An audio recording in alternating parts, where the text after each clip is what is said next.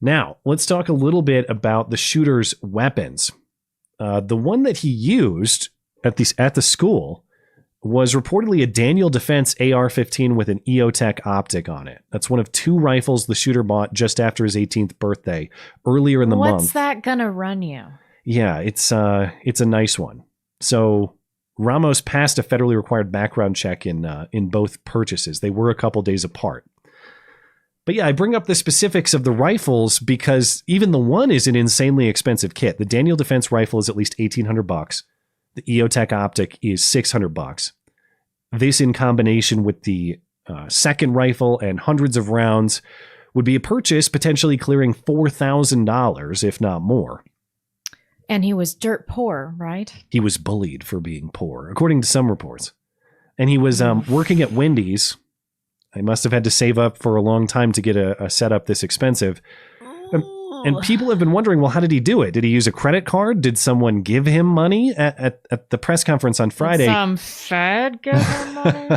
Well, we know Dan the Fed got some sweet benefits for his work in Michigan. I don't know what's going on here. But at the press conference on Friday, DPS said that Ramos used a debit card to make these purchases. A debit card, not a credit card. That's He used a debit card first, but to your point, it's very expensive, and a debit card's not a credit card. It means he had money in the bank. So we know that he was living intermittently between his mom and his grandma's house. So I suppose if you aren't paying your own living expenses, saving money with even a low-paying job isn't impossible, if I want to give this explanation as much credit as possible. But there are more oddities on this gun purchase. According to his grandfather, Ramos had no driver's license. If you scroll down to the last sentence in this ABC story. Now, some form of ID is required to buy the weapons and to pass the background check.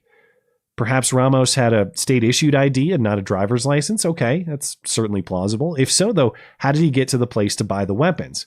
Did someone drive him? Did he just walk and carry hundreds of rounds of ammunition and multiple... Well, I guess he bought the rifles on two separate occasions, so maybe it'd be easier to carry. But it seems like without the ability to drive himself, the likelihood of having zero assistance is low, and everybody is denying any knowledge that he had made these purchases. Grandpa, at whose house Ramos was living, in fact, can't have any weapons in the house because he is a felon. Ooh. So even having weapons in the home would be legally questionable.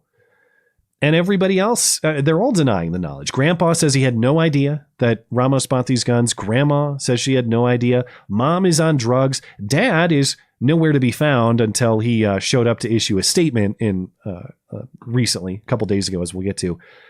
Given all the red flags about this kid, and I don't mean that in the legal sense, I mean that in just the colloquial, there are warning signs type sense. Yeah. I'd say so. If you had no idea any of this trouble was happening, you're not a very good family member.